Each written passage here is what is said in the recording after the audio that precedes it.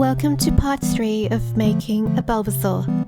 This is the final part in the tutorial series.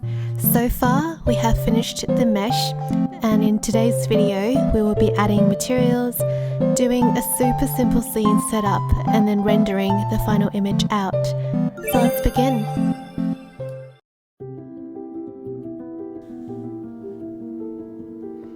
With the head selected, we're going to add a new material, and I'm just going to call it Bulbasaur _ skin.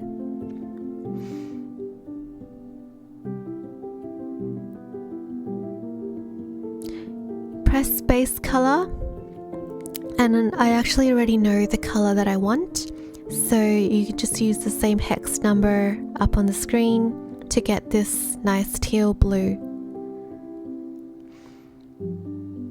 I played a little bit with the roughness, which controls some of the shine. I didn't want it to be too shiny, so I upped it out a little bit, but eventually I think I did increase it all the way. Or not, I think I couldn't quite make up my mind. With the body selected, you click the materials drop down and search for Bulbasaur skin that you just made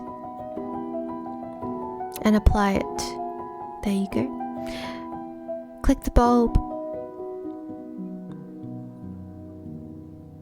add a new material. I call it Bulbasaur bulb, and I tweaked the color and upped the roughness to mattify the material.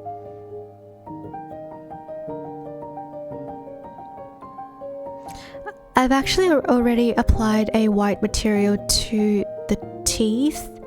It's just a simple white. Same with the claws, it's already got a white material applied, and same with the reflection and the pupil.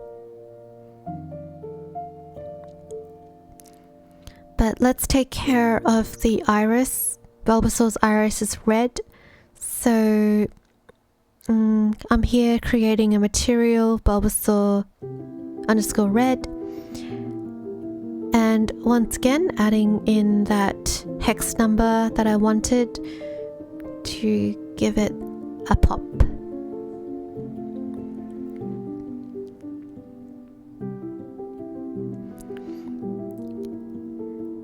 Rinse, repeat, add a material. I call it Bulbasaur patterns. This is the hex number I used, and work your way around Bulbasaur's body to add that material to each and every one of his patterns.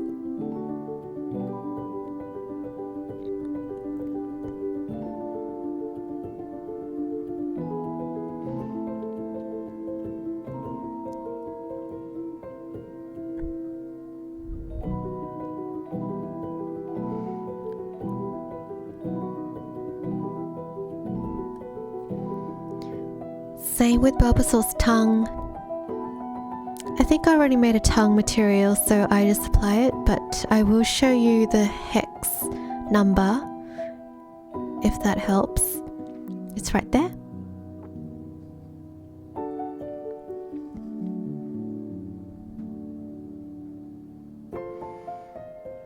Oh, he's taking shape. But on to the last bit.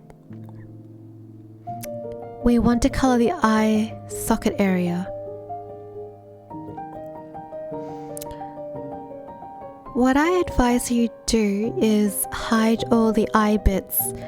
So select the red iris, shift select the 2 white eye bits and hit H to hide it. Now, with the head selected, press tab to go into edit mode. You're going to select the planes of the eye socket. You can do that with by pressing C to use the circle select, or Shift Alt and select plane loops. like I am here.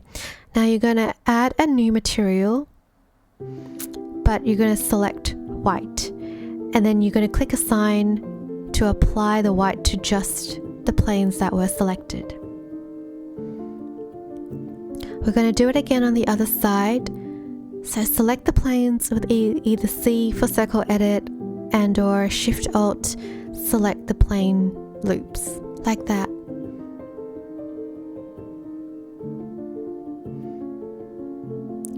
Once you have it, you're going to click on white material and click assign, and that completes the eyes. Go ahead and unhide those elements, so the iris, the reflections, and the pupils. I think this is the last element. It is the inside of the mouth. We're going to use a similar technique. You're going to hide the tongue and the fangs.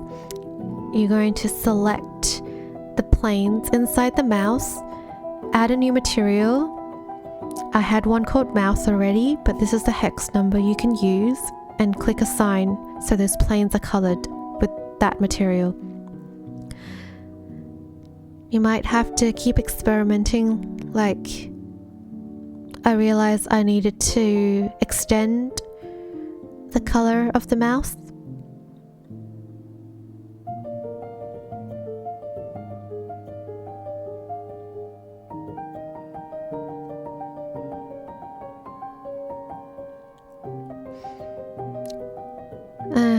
Toothless and tongueless. So let's just unhide the teeth and the tongue. And he's here.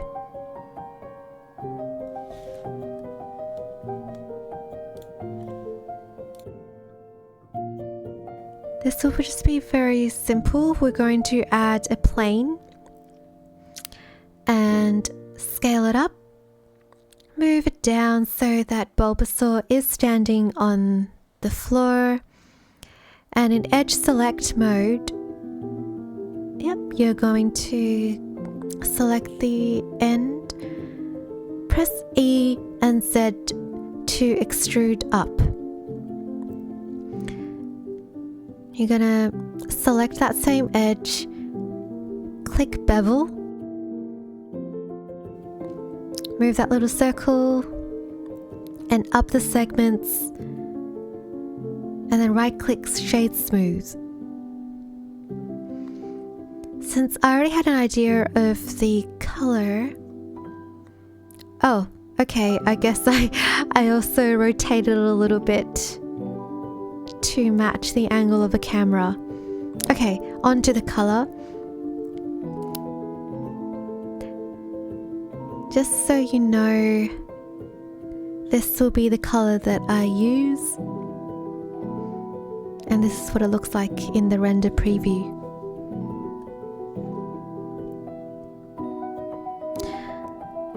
Just a note on lights, you add it by going Shift A, light, and you can add, well, mainly area lights is what we will be using.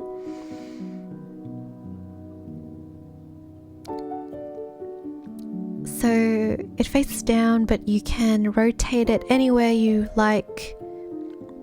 With that small dot, you can help with the focus. And if you'd like to change the color, it's right there. The power as well.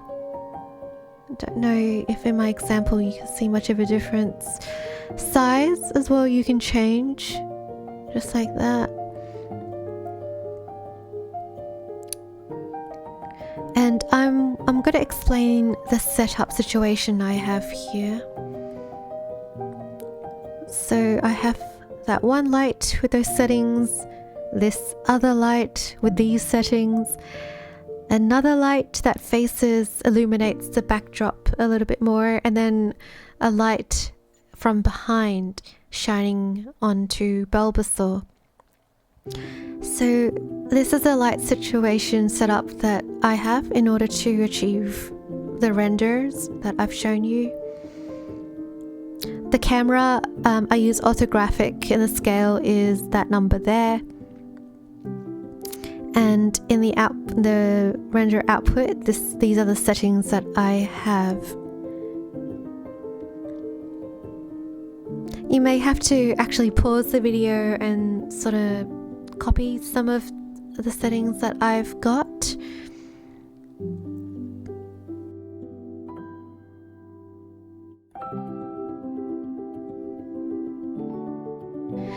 So here I went render image, and this is the result.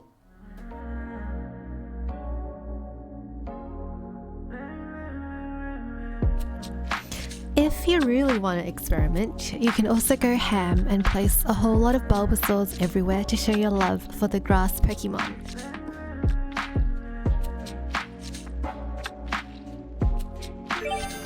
Big congratulations! You have made Bulbasaur. That concludes the 3-part tutorial series. Feel free to share your renders, maybe comment a link to it below.